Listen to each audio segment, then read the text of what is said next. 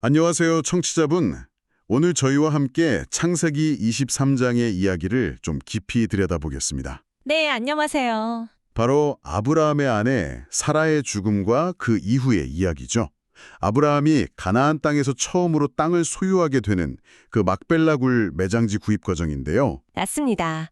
저희가 매튜 헨리 주석의 해설을 중심으로 이 이야기 속 의미와 교훈, 또 이게 오늘 우리 삶과는 어떻게 연결될 수 있을지 살펴보려고 합니다. 네, 단순히 성경 줄거리를 넘어서서 주석과의 통찰을 통해 더 깊은 메시지를 함께 발견해보는 시간이 되면 좋겠습니다. 좋습니다.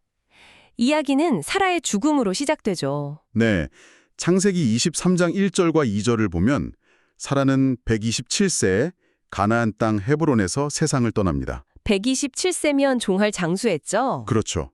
근데 주석에서 흥미로운 점을 지적하는데요. 거의 40년 전인 창세기 18장 12절에서 사라 스스로 내가 노쇠하였고 라고 말했던 걸 언급해요. 아, 네, 이삭을 낳기 전이었죠. 네, 이 노년을 일찍 인식한 것이 오히려 죽음을 재촉한 게 아니라 삶의 마지막을 더 온전히 받아들이게 했을 수도 있다는 해석이 좀 인상 깊었습니다. 그렇습니다. 여기서 주석은 먼저 죽음의 보편성을 강조합니다. 아무리 오래 살고 또 하나님의 특별한 은혜를 입은 사람이라도 죽음은 피할 수 없다는 거죠. 그렇죠. 누구에게나 찾아오는 현실이죠. 네, 그리고 아브라함과 사라처럼 정말 수십 년을 함께한 그런 깊은 관계마저도 죽음 앞에서는 갈라설 수밖에 없다는 걸 보여줍니다. 사라는 약속의 땅 가나안에서 60년 이상을 나그네로 살다가 결국 거기서 죽음을 맞이한 거네요. 맞습니다. 주석은 이게 그냥 형식적인 애도가 아니었다고 설명하죠. 네, 아주 깊은 슬픔의 표현이었다는 겁니다. 평생의 동반자를 잃었으니까요. 그 장막 안에 사라의 시신 곁에서 진심으로 눈물을 흘렸던 거죠. 주석은 가까운 이의 죽음을 슬퍼하는 것이 자연스러운 일이면서 또 우리의 의무이기도 하다고 말합니다. 고인에 대한 존경의 표현이고 또 이런 슬픔을 허락하신 하나님의 섭리에 순응하는 태도라는 거죠. 눈물이 하나의 애도사 같다는 표현도 있었고요. 그렇죠. 하지만 동시에 소망 없이 절망적으로 울부짖는 것은 경계해야 한다고 덧붙입니다. 믿는 사람들에게는 먼저 떠난 이들에 대한 또 남은 우리에 대한 소망이 있으니까요. 네, 하지만 슬픔에만 머물러 있을 순 없었죠. 아브라함에게 당장 해야 할 일이 생겼습니다. 바로 사라를 묻을 땅을 마련하는 일이었죠. 네, 3절과 4절을 보면 아브라함이 슬픔을 잠시 접고 그 시신 앞에서 일어나 나가서 헷족속에게 매장지를 구하는 장면이 나와요. 여기서 주석은 한 가지 질문을 던집니다.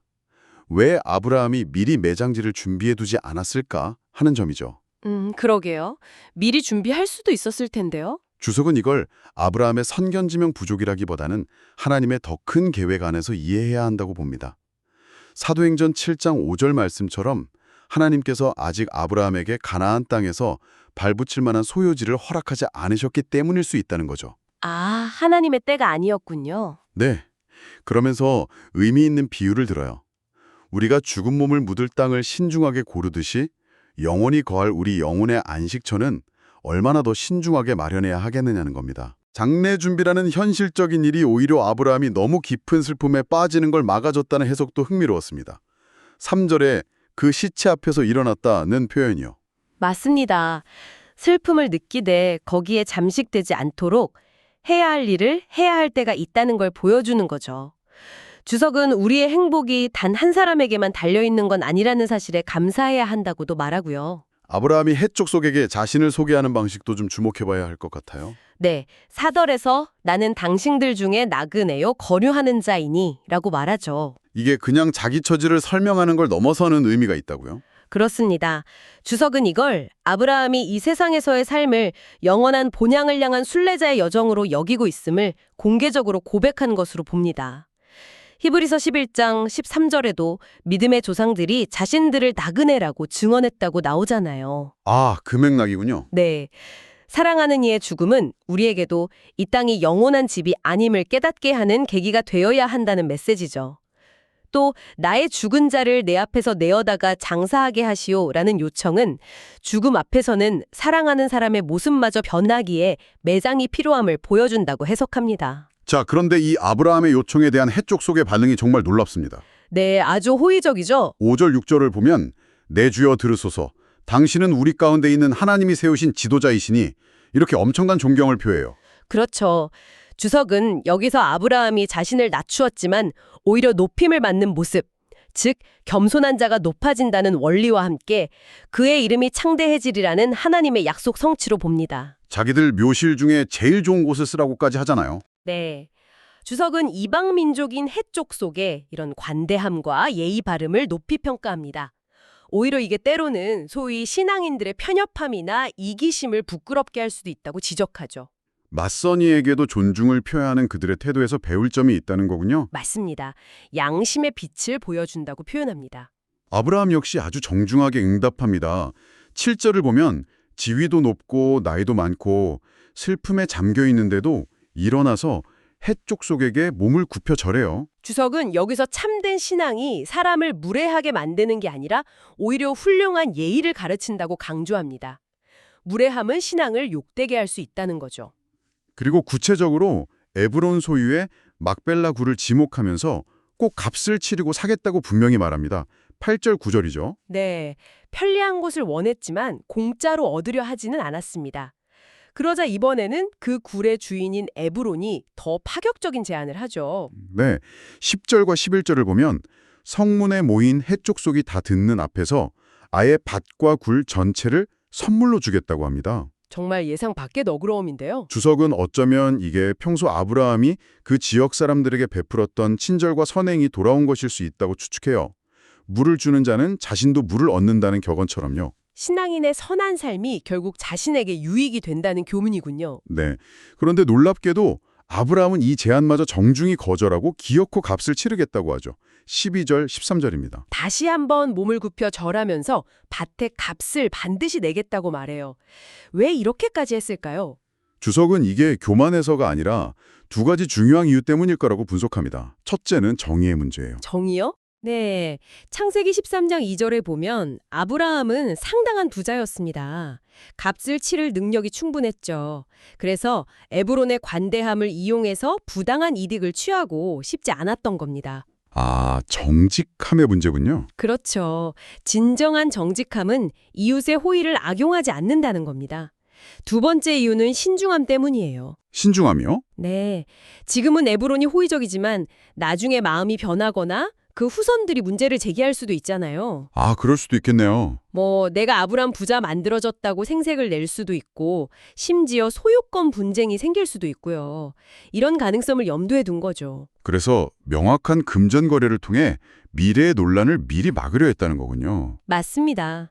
이건 나중에 다윗왕이 아라우나의 타작마당을 값없이 받기를 거절하고 값을 치른 것과도 비슷한 지혜라고 볼 수 있습니다. 결국 에브론이 땅값을 제시합니다. 은 400세겔. 당시로서는 꽤 큰 돈이었을 겁니다. 그렇죠. 그런데 그러면서도 15절에서 땅값은 은 400세겔이나 그것이 나와 당신 사이에 무슨 문제가 되리이까. 이렇게 말해요. 마치 별거 아니라는 듯이요. 주석은 에브론의 이 말에서 두 가지 주목할 만한 태도를 발견합니다. 첫째는 세상 재물에 대해 어느 정도 초연한 자세라는 거예요. 그게 뭐 대수냐 이런 느낌이군요. 네, 돈이 전부가 아니고 인간관계나 더 중요한 가치 앞에서는 부차적이라는 거죠. 둘째는 이웃, 특히 어려움에 처한 아브람에 대한 깊은 예의와 친절입니다. 외국인이라고 차별하거나 시기하지 않고 형제처럼 대한 거네요. 그렇습니다. 주석은 나와 당신 사이에 어찌 이런 걸 따지겠습니까 하는 태도가 사소한 이해관계 때문에 좋은 관계를 깨지 않도록 돕는다고 평가해요. 우리도 혹시 화가 나거나 내 권리만 주장하고 싶을 때 나와 내 친구, 이웃 사이가 이것 때문에 깨져도 괜찮은가? 하고 자문해 보면 좋겠네요. 아주 좋은 적용점이죠. 자, 이제 거래는 신속하게 마무리됩니다. 16절과 18절을 보면 이 모든 과정이 그 성문에 들어온 모든 해쪽 속이 보는 앞에서 공개적으로 이루어졌다는 점이 강조되죠. 네, 주석은 여기서 정직하고 공정한 거래의 중요성을 읽어냅니다. 떳떳한 계약은 많은 증인 앞에서 이루어지는 것을 두려워하지 않는다는 거죠. 아브라함은 값을 깎거나 지체하지 않고 즉시 지불합니다. 16절이죠. 네, 상인에게 통용되는 은, 즉 당시 표준원 400세겔을 정확히 달아서 전액을 지불합니다. 여기서 주석이 또 중요한 신학적 원칙을 짚어낸다고요? 맞습니다. 비록 하나님께서 온 가나안 땅을 약속하셨지만 아직 때가 이르지 않았기 때문에 아브라함은 세상의 법과 질서 안에서 정당한 대가를 치르고 땅을 사야 했다는 점입니다. 약속은 받았지만 현실에서는 값을 치러야 했다는 거군요. 네, 주석의 표현을 빌리면 소유권은 은총에 근거하는 것이 아니다. 즉, 우리가 하나님의 백성이라는 사실 자체가 세상의 재산이나 권리를 자동으로 부여하는 건 아니라는 중요한 교훈이죠. 에브론 역시 약속대로 계약을 이행합니다. 17절부터 20절까지 보면 밭과 굴, 심지어 그 안에 모든 나무까지 포함해서 소유권이 아브라함에게 확정되는 내용이 상세히 기록되어 있어요. 네, 많은 증인들 앞에서 이루어진 공적인 선언을 통해 법적 효력을 갖게 된 거죠. 마침내 아브라함은 가나안 땅에 자신의 첫 소유지를 확보하게 되고 그곳 막벨라 굴에 사라를 매장합니다. 19절이죠. 주석은 아마 아브라함이 이전에 다른 가족이나 동들을 묻었을 수도 있지만 사라의 죽음은 특별했기에 별도의 가족 묘지를 마련하게 된 계기가 되었다고 봅니다. 구별된 영속적인 안식의 장소를 마련하고자 한 거군요. 네, 여기서 주석은 아주 중요한 점을 지적하는데요.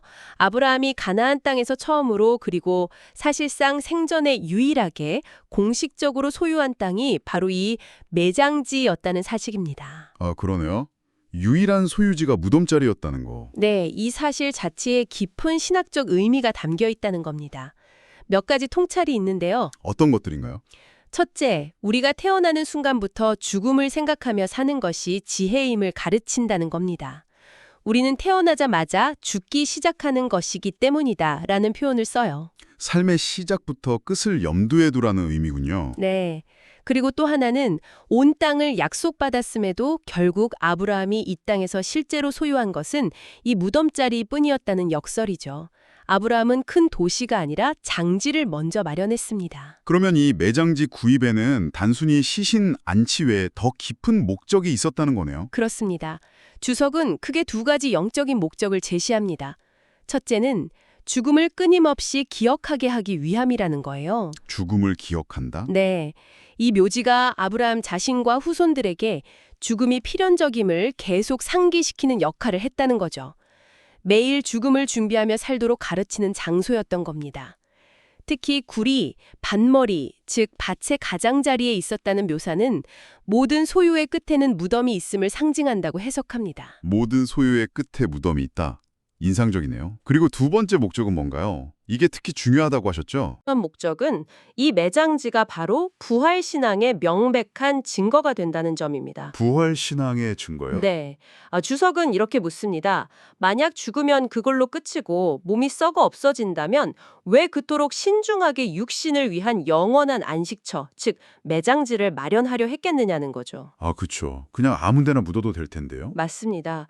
아브라함이 이렇게 값을 치르고 법적 절차까지 밟아 묘지를 확보한 행위 자체가 그가 죽음 이후를 믿었다는 강력한 증거라는 겁니다. 이 땅에서는 나그네로 살았지만 죽음 후에는 다른 소망이 있었다는 거군요. 정확합니다. 히브리서 11장 16절에서 그거 더 좋은 본향, 하늘에 있는 것을 사모했다고 말하는 것과 연결되죠.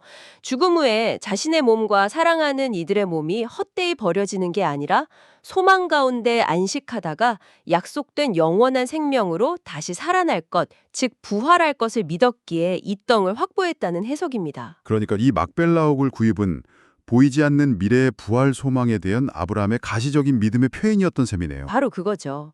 오늘 저희는 매추엘리 주석의 해설을 따라 창세기 23장을 함께 읽으면서 사라의 죽음과 막벨라 굴 매입이라는 이 이야기 속에 담긴 정말 풍성한 의미들을 발견할 수 있었습니다. 네.